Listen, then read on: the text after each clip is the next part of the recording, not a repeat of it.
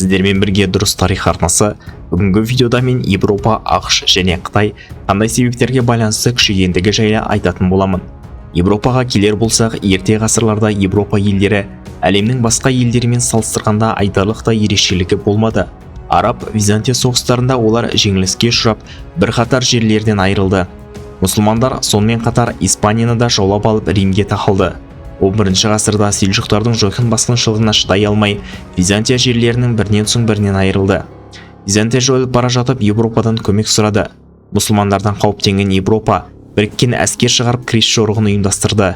Десе де крес жорығы айтарлықтай нәтиже бере қоймады.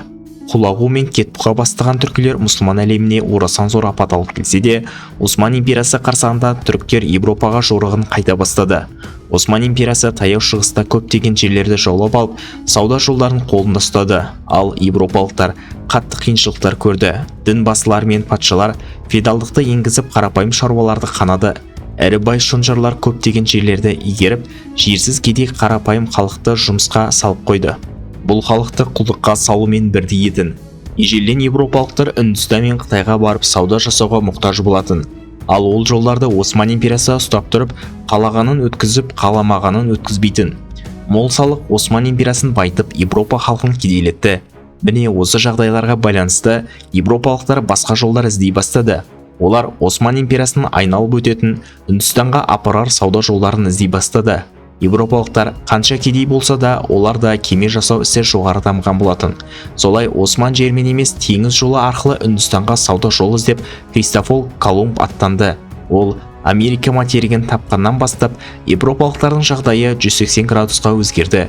Өздеріңіз ойлаңыздар, жер көлемі біздің Орта Азия секілді бірнеше Европа елдеріне, бүкіл екі Америка материгінің, Африканың, оңтүстік шығыс Азия елдерінің, Үндістанның, Австралияның байлығы есепсіз ағылды. Күндерін әрең көріп кедейшілікке батып кеткен Европа халқы сондай байлықтың астында қалды. Бұл жағдайлардың бәрі үлкен әсер беріп, енді Европа елдері қарны тойып ғылыммен айналыса бастады. Бұл кезде қару-жарақтың дамуы да Европа басқыншылары үшін адам шығынын азайтып, жағдайды жеңілдетті.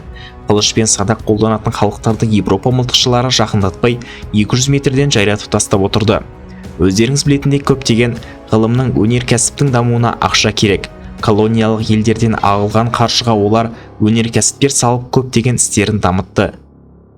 Енді ақшқа келер болсақ, мысалы Америка материгінде Колумбия, Мексика, Аргентина, Чили секілді көптеген елдер бар. Бірақ неге ақш бәріне мықты деген ой туындайды? Бұл жағдайда саяси жағдайларға байланысты болды. Жалпы Америка материгін 4 негізгі европалық ел отарлады. Олар Британия, Франция, Испания және Португалия. Франция мен Испания ортақ тіл табысып одақтаса алды. Португалияда Франция немесе Британияға зиян келтіре алмады. Бұл жақтағы басты мәселе ағылшын-француз қатынасы болды. Олар бір-бірімен ата жау болатын. Бір ғана 100 жылдық соғыстың өзі не тұрады? Наполеон соғыстарында испандықтар француздарды қолдап, француздар ағылшындармен соғыс жүргізді. Наполеонның Ресейге басып кірудегі басты себебі де Ресей патшасының ағылшындарға қарсы сауда блокадасын орнатудан бас тартуына байланысты туындаған еді. Түркілер мен Қытайлар бірін-бірін сан ғасырдан бері жеп көргендей, ағылшын-француздар да бірін-бірін жеп көрді. Бұл соғыс колониялық дәуірде де жалғасты. Солтүстік Америка материгінде көшіп барған ағылшын отарларының бас көтеруін көрген француздар жаппай қолдау көрсетті. Ол әскери қару-жарақ болсын, ақша, материалдық қажеттіліктер болсын, француздар қатты қолдау көрсетті. Француздардың қолдауымен ақш әскері ағылшындарды талқандап тәуелсіздік алды. Дегенмен француздар ақшты қатты қолдап қойғаны сонша, Людовик 16-шының кезінде Франция қазынасы таусылып, елдің жағдайы ауырлап кетті. Міне осы жағдайларға байланысты Францияда үлкен көтеріліс болып, Бурбондар әулеті құлап, көп ұзамай жай ғана артиллерист болып жүрген Наполеон билікке келді. Яғни, мысалы Испания, Португалия, Британия секілді елдер отар елдерді жаппай тонап кедейлетсе, ал француздар ақшқа барлық жағынан қолдау көрсетіп дамытты. Ағылшындарды талқандап тәуелсіздік алған ақш, Мексиканы талқандап біраз жерлерін тартып алып, басқа да елдерден бірқатар жерлерді сатып алды. Солай орасан зор аумаққа иеленіп, артынша мол қазба байлық көздері ашылуымен ресурстары толып, ақш одан әрі қарқынды дамып кетті. ақшты жаңа заман империясына айналдырған басты оқиға ол екінші дүниежүзілік соғысы болды. Британ империясы бірінші дүниежүзілік соғысында жеңілсе де, жаңа қарқынмен жоғары дамып бара жатқан Германиядан қорықты және жасырын түрде олардың соғыс жүргізіп, басқа да Европа елдерін талқандауына мәжбүрледі. Мысалы, Гитлердің қолжазбасында маған соғысудан басқа амал қалдырмаған британдықтар деген мағынадағы сөздері табылды. Британдар немістер қатты күшейіп кетіп, Францияны әп-сәтте жаулап алады деп ойлаған жоқ. Германия тез арада шығыс Европа мен Францияны жаулап алып, ұшақ үстінде қарқынды дамытумен күтпеген жерден Лондонды бомбалап тастады. Бәрі ағылшындардың күткеніндей болмай шығып, керісінше Германия Британия империясын құлатып, Европаның тасталқанын шығарды. Соғыс аяқталғанда Европа қалалары мен өндіріс орындары қирап, зор шығынға батты. Осы тұста бұл соғыстегі ақш үшін үлкен пайда болды. Европа елдері ақштан көптеген қарыз алуға, ақш ақшасы доллардың әлемдік ақша бірлігіне шығуына әсер етті. Европа сияқты қалалары қирап қалған Кеңес одағы қалайша қарызға батпай аяққа тұрған мен басқа жол айтармын, себебі бұл ауқымды тақырып. Солайша екінші дүниежүзілік соғысынан кейін Британия империясының құлауымен Европаға қарызға қыруар ақша беріп, орыстардың келуімен қорқытып, НАТО ұйымын құрып, әлемдік сауда жолдарын өз бақылауына алған ақш жаңа қарқынмен күшейді. Қытайға келер болсақ, тарихи тұрғысынан Қытайда түркі не маньчжур династиялары басқаруымен олар күшейетін болған. Мысалы, Таң, Юань, Вэй сияқты империя тағына түркілер отырса, Цин империясы тұсында билік басында түркі тектес маньчжурлер отырды. Қытайдың қазіргі жер көлемін кезінде темір қолмен маньчжур басшылары мен хандары жаулап берген болатын.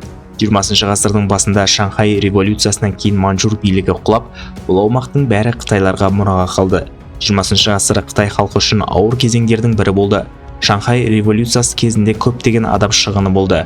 Одан кейін екінші дүниежүзілік соғыс кезінде Жапон әскері басып кіріп Қытайда аяусыз қырып жойды. Соғыса алмайтын қытайларды Оспан батыр бастаған қазақтар бірнеше рет ауыр жеңілістерге ұшыратып, Шығыс Түркістан тәуелсіздік алды. Ұйғырлар да, Тибет, моңғолдар да өз тәуелсіздігін жариялап, қытайлар маньчжурлер жаулап берген жерлерден айырылып жатты. Дегенмен Кеңес одағының соққы беруімен Шығыс Түркістан құлап, қытайлар өз билігін орнатты. Одан кейін коммунистер билікке келіп, Мао Цзедунның ақымақ саясаты нәтижесінде миллиондаған қытайлар аштан өлді. Қытайлар коммунист болғандықтан орыстарға жақындап көмек сұрады. Батыс елдерімен қырғи қабақ соғыс басталуымен орыстар да коммунист қытайларды өздеріне жақын тартып көмегін аямады.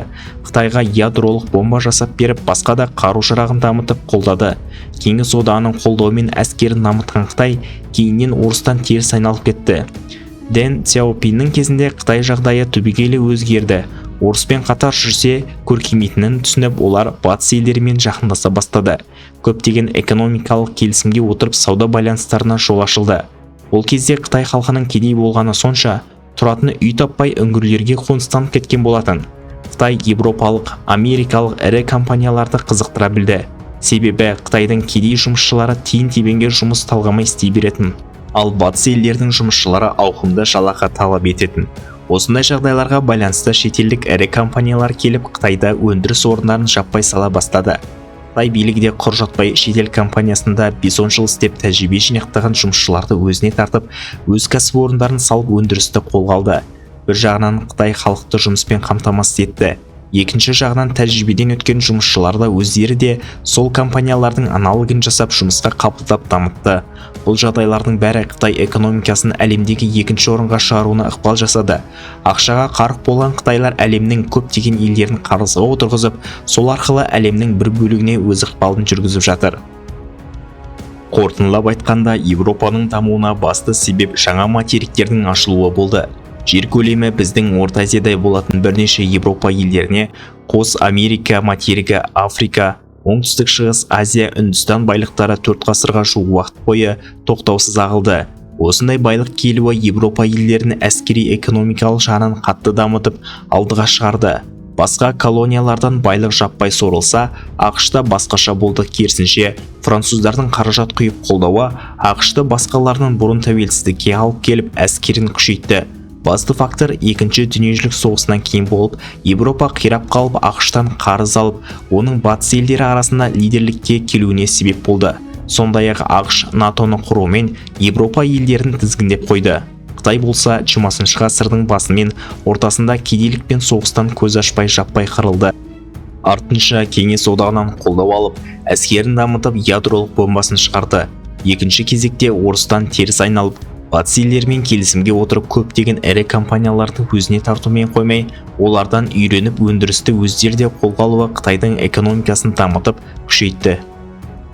Достар, егер бұл видео 100 000 көрілімге жетсе, мен бұрынғы түрік елдері неге күшті, ал қазір неге әлсіз деген тақырыпта видео шығарамын. Және бұған сіздер білетін өзара соғыс пен алауыздықтан басқа себептерін айтатын боламын. Сондықтан видеоны таныстарыңызға таратып, жаңа видео тез шығуына ықпал жасай аласыздар.